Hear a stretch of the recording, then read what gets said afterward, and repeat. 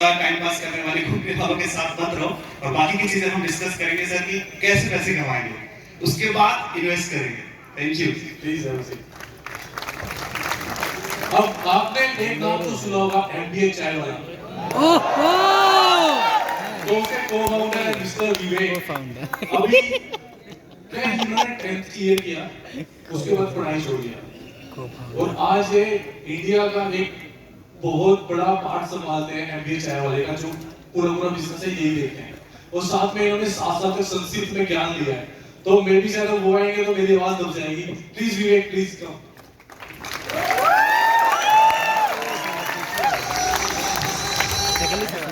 तो आप क्या इन्वेस्टमेंट में क्या सलाह देंगे? अगर कोई स्टार्ट करना चाहे, उसके लिए स्टडी जरूरी नहीं है मेरे हिसाब से, पैसा कमाने के लिए इन्वेस्टमेंट करने के लिए नॉलेज जरूरी है ना?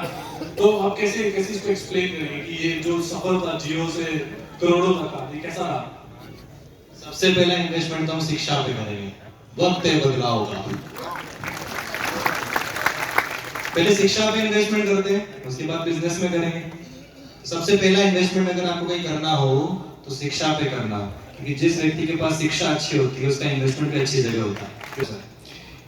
हमारे यूपी में भगवान श्री राम जी भी पैदा हुए हैं, मर्यादा पुरुषोत्तम राम। तो एक बार थोड़ा जयकारा लगा के देखते हैं, तब जाकर के पता चलेगा कि गूंज उठती है। बहुत सारे पैसे हो, ऐसे इजी रास्ता मैं 2-3 बताता हूँ आपको।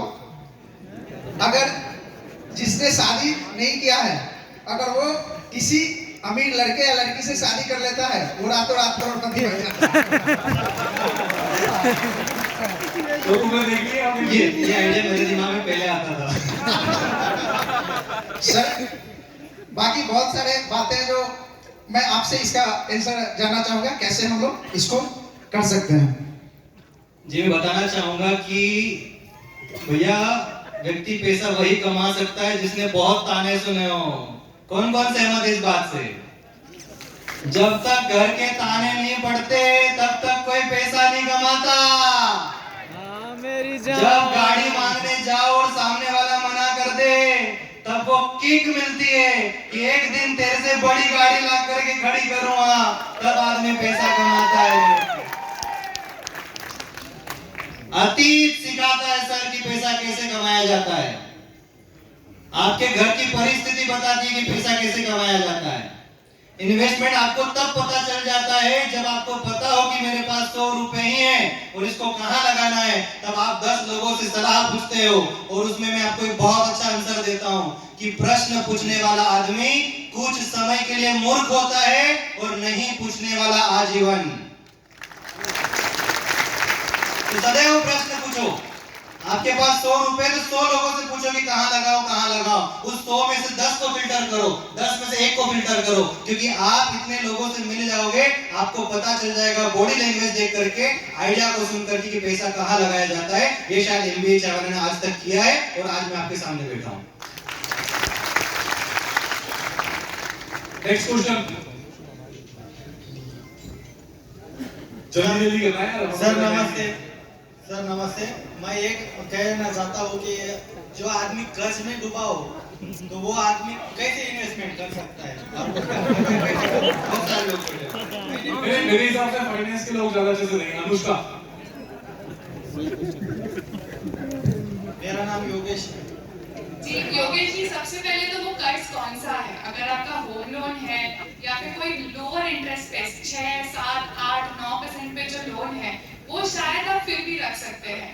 बट अगर आपका पर्सनल लोन है, क्रेडिट कार्ड डेट है जो आपको 14-15% इतने ज्यादा पे दिया है, तो सबसे पहले वो लोन चुकता कीजिए और उसके बाद इन्वेस्टमेंट कीजिए। तो आप उसको देखना कैसे रहता है आपको कि अगर आप एक इन्वेस्टमेंट कर रहे हैं स्टॉक मार्केट में, आपको 5 साल, 7 साल, 10 साल में कितना रिटर्न मिलेगा? अब आपको आराम से वहाँ पे 12-13% मिल सकता है अगर आप इंडेक्स फंड में भी डाल दो। और ये सामने आपका जो कर्ज है, अगर होम लोन है आज 8% पे मिल रहा है, तो अगर आपका होम लोन पे 8% जा रहा है तो आपके बीच में 4% का स्प्रेड है जो आपको वहां से एक्स्ट्रा मिल रहा है। तो मेरे साथ आप बीती है और मैं समझता हूँ जिसके साथ आप बीती होती ना वो अच्छे से बता सकता है। ये 2016-17 की बात है। मेरी माता कैंसर से बीमार, मैं बैंक में डिप्टी ब्रांच मैनेजर। सैलरी इतनी नहीं होती थी कि खर्चे भी कर लें, इलाज भी कर लें, क्योंकि हमने हेल्थ इंश्योरेंस भी नहीं किया था, जो कि बहुत जरूरी है। मैं खुद बैंक में था, लोगों को हेल्थ इंश्योरेंस देता था, खुद के लिए नहीं किया था। अब मैं बताता हूँ, 2-2.5 लाख रुपए का जो बैंक से होता है वो खत्म हो गए, उसके बाद लाख में लाख पैसे जाए जा रहे। घर से भी ले लिया, बाप से भी ले लिया पैसा, भैया से भी ले लिया, दोस्त से भी ले लिया, जीजा से भी ले लिया, दीदी से भी ले लिया, सबसे ले लिया। अब क्या है, क्रेडिट कार्ड उससे भी ले लिया। अब क्या हुआ, कर्जे में पूरी तरीके से डूबे पड़ा हूं। उस समय जो अभी इन्होंने कहा ना काम करना है, 2017 की बात है, मैंने गलती से 1 साल पहले पैसे लगाए थे। शेयर का नाम बता देता हूं क्योंकि वो डीलिस्ट हो चुकी है। रिलायंस का शेयर में मैंने 10 लाख रुपए लगा दिए थे। पैसे थे, समझ नहीं थी, अब तो बहुत समझ है। अब मुकुल सर जैसे लोगों का वीडियो देखता हूं और समझ हासिल करता हूं और अपने अंदर इन्वेस्टमेंट करता हूं। उस समय मेरे पास ये नहीं था, और उस समय जब रिलायंस खत्म हो गई लगभग, तो हमने पैसे निकाल लिए, 2 लाख 2.25 लाख रुपए निकले, 7-7.5 लाख रुपए का फिर भी कर्ज, और मम्मी मेरी गुजर चुकी थी। 2017 सितंबर की बात, जुलाई की बात है, और एकदम से मैं परेशान हो गया था। मेरे पास कहीं से भी पैसे नहीं, कोई भी सोर्स नहीं दिख रहा है, चारों तरफ अंधेरा ही अंधेरा दिख रहा है कि अब मैं क्या करूं। उस समय मेरे पास 2 ऑप्शन थे, या तो मैं सुसाइड कर लूं कि भाई मेरे पास कुछ नहीं बचा, खत्म, या मैं आगे बढ़ूं और मैं बोलूंगा यार मुझे करना है, पैसे कमाने। उस समय पता है, आपका सबसे नजदीकी व्यक्ति आपको हेल्प करता है, और वो मेरा नजदीकी व्यक्ति कौन हो सकता है? आप सबसे नजदीकी व्यक्ति होता है माँ, चली गई ऊपर। अब उसके बाद कौन सा हो सकता है? वाइफ। 2017 में अक्टूबर में चैनल खोला इन्होंने और बोला ये 7.5 लाख हम यहीं से निकालेंगे, और आज 10 मिलियन सब्सक्राइबर्स हैं। इन्होंने करके दिखाया है, और ये एक पैसे की सच्चाई जितनी बात बोली मैंने। Thank you. मेरे ख्याल से आपको जवाब मिल जाना चाहिए। अभी कुछ देर पहले सर ने बोला, बिलोर भाई ने बोला कि भाई ये आग अपने अंदर से होनी चाहिए। जब आप बीती होती ना, जैसे दूसरे की गाड़ी किसी ने नहीं दी, मेरे पास बाइक हुआ करती थी, और मेरे ताऊ का लड़का, मतलब मैं बहुत छोटा था, मेरे ताऊ का लड़का आया, चाचा यार बाइक दे दो, थोड़ा यहीं से आओ थे, नहीं दिया गया हमको। हुआ क्या पता है, दूसरे दिन बाइक लेके आए वो। ये सच्चाई ये हमने देखी है। तो आग अपने अंदर होनी चाहिए।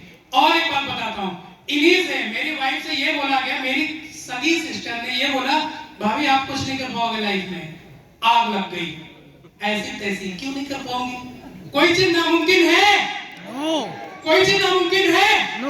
कुछ नहीं है। मैं एक चीज जानता हूँ, if you can dream it, you can do it, and if you have to do it, first you have to dream it.